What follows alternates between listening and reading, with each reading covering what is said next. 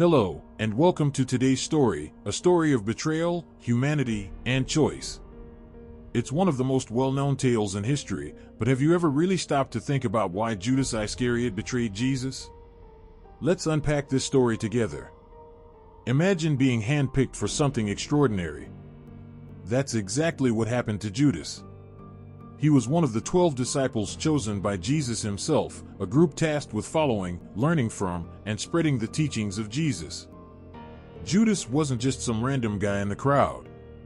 He had a front row seat to miracles.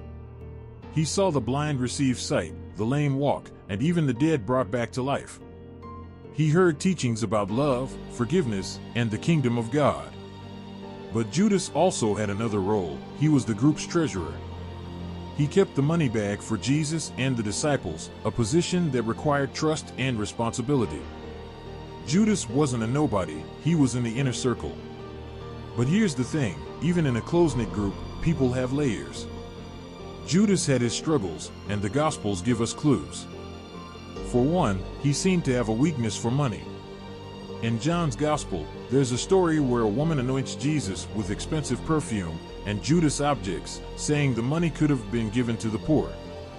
But John notes that Judas didn't care about the poor, he used to steal from the money bag. Now, we don't know why Judas had this weakness.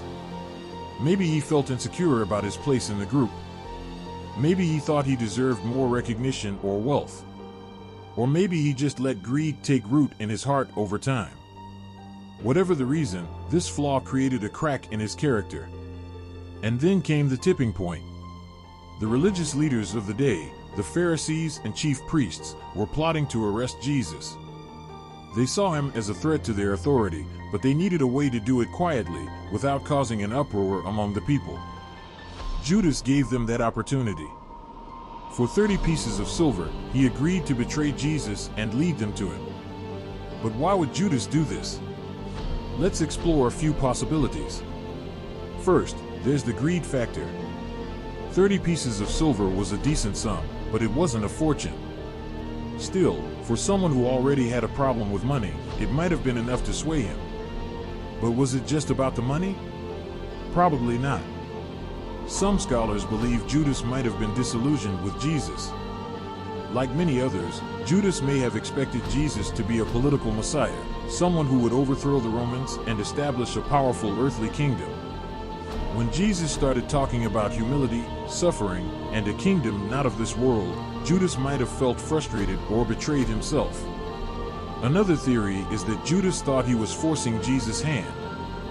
Maybe he believed that by betraying Jesus, he could trigger Jesus into revealing his power and establishing his kingdom. If that's true, Judas might have seen himself as a catalyst for something bigger, not realizing the true consequences of his actions. And then there's the spiritual aspect. The Gospels mention that Satan entered Judas. Does that mean Judas had no choice? Not necessarily. Most interpretations suggest that Judas opened himself up to temptation through his own decisions. In other words, his heart was already in the wrong place, making him vulnerable to being used for evil. The betrayal itself happened in a quiet garden at night. Judas led a group of soldiers and officials to where Jesus was praying. He had arranged a signal, a kiss. And when he approached Jesus, he said, "Greetings, Rabbi," and kissed him.